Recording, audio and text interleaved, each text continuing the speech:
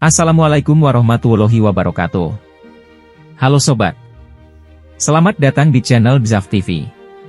Di video kali ini, kita akan membahas tentang 7 pengkhianat terburuk para nabi dalam sejarah Islam. Siapa saja mereka dan apa yang mereka lakukan? Mari kita simak bersama-sama. Pengkhianat dan pengkhianatan adalah hal yang sangat dibenci dalam Islam, karena merupakan tanda dari kezaliman dan kefasikan. Allah Subhanahu wa Ta'ala berfirman dalam Al-Quran, "Dan barang siapa yang berkhianat kepada Allah dan Rasul-Nya, maka sesungguhnya dia telah berbuat khianat yang besar." Quran Surat Al-Ahzab ayat 72. Dan janganlah kamu berkhianat kepada Allah dan Rasul, Muhammad, dan juga janganlah kamu berkhianat terhadap amanat-amanat yang dipercayakan kepadamu, sedang kamu mengetahui.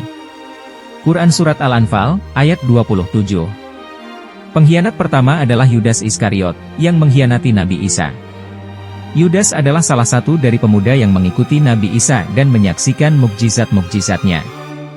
Namun, ia berpura-pura beriman dan mendukung perjuangan Nabi Isa, padahal ia bekerja sama dengan kaum Bani Israel yang ingin membunuh Nabi Isa. Yudas membocorkan tempat persembunyian Nabi Isa kepada pasukan raja dengan imbalan 30 dirham.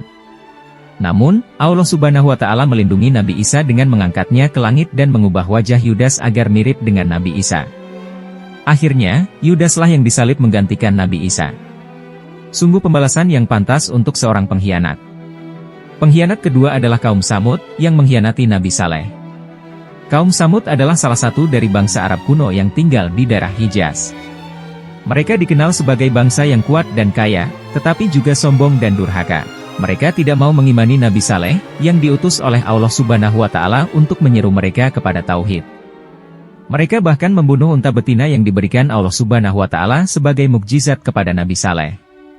Akibatnya, Allah Subhanahu wa Ta'ala mengirimkan azab berupa gempa bumi dan suara yang menghancurkan kaum Tsamud.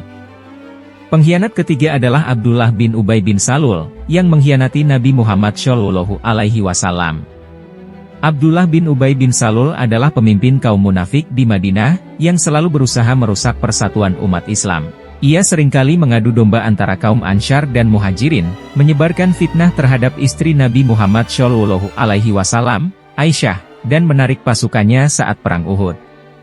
Ia juga bersekongkol dengan musuh-musuh Islam, seperti kaum Yahudi dan Quraisy, untuk memerangi Nabi Muhammad Shallallahu Alaihi Wasallam dan para sahabatnya. Pengkhianat keempat adalah Musailamah Al-Kadzab, yang mengkhianati Nabi Muhammad Shallallahu Alaihi Wasallam. Musailamah adalah seorang pendeta dari suku Banu Hanifah, yang mengaku sebagai nabi setelah mendengar dakwah Nabi Muhammad Shallallahu Alaihi Wasallam. Ia mengirim surat kepada Nabi Muhammad Shallallahu Alaihi Wasallam, yang berisi tawaran untuk berbagi kekuasaan dan wilayah. Nabi Muhammad Shallallahu Alaihi Wasallam menolak tawaran itu dan menyebutnya sebagai pendusta. Setelah Nabi Muhammad Shallallahu Alaihi Wasallam wafat, Musailamah mengobarkan pemberontakan terhadap Khulafaur Rasyidin, yang dipimpin oleh Abu Bakar. Ia berhasil dikalahkan oleh pasukan Islam di bawah komando Khalid bin Walid. Pengkhianat kelima adalah Abdullah bin Sabah, yang mengkhianati Khalifah Utsman bin Affan. Abdullah bin Sabah adalah seorang Yahudi yang masuk Islam, tetapi menyimpan niat jahat untuk menghancurkan Islam dari dalam. Ia menghasut sebagian kaum muslimin untuk memberontak terhadap Khalifah Utsman, yang dianggapnya sebagai penguasa yang zalim dan tidak adil.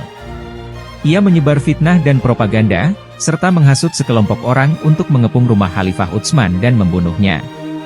Pengkhianat keenam adalah Muawiyah bin Abu Sufyan, yang mengkhianati Khalifah Ali bin Abi Thalib.